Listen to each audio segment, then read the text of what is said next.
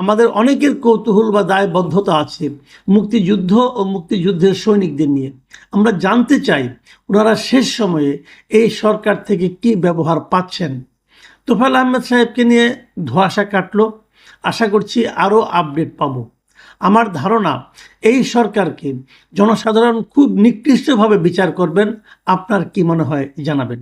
1 নম্বর হলো বীর মুক্তিযোদ্ধা ফজলুর রহমান, 2 নম্বর হলো সাংবাদিক মাসুদ কামাল ভাই, 3 নম্বর হলো আনিস আলমগীর ভাই, 4 নম্বর হলো রুমিন ফারহানা আপা, 5 নম্বর হলো এম এ আজিজ ভাই, 6 নম্বর আব্দুল নূর তুষার ভাই, 7 নম্বর হলো গোলাম মাওলা রনি ভাই, 8 নম্বর হলো বঙ্গবীর কাদের সিদ্দিকী এবং 9 নম্বর হলো নীলুফার চৌধুরী আপা এবং 10 নম্বর হলো দক্ষিণ কোরিয়ার নাহিন ভাই।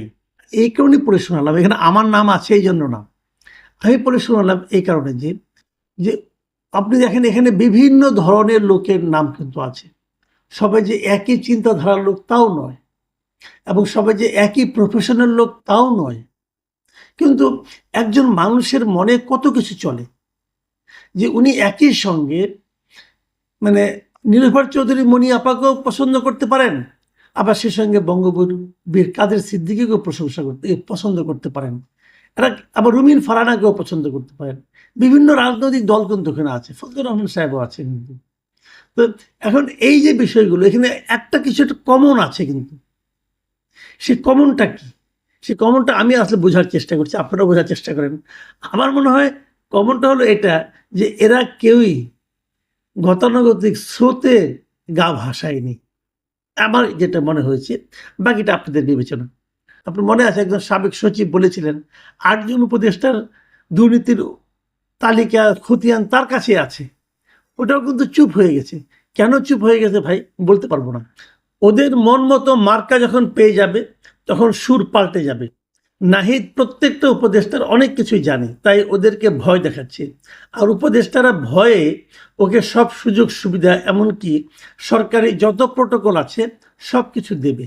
বর্তমান অন্তর্বর্তীকালীন সরকার ক্ষমতা গ্রহণের পরে বলছেন বাংলাদেশের সকল সরকারি কর্মকর্তার সম্পদের হিসাব নভেম্বরে দিবে এবং বর্তমান অন্তর্বর্তীকালীন উপদেষ্টাদের সম্পদের হিসাব দেবেন।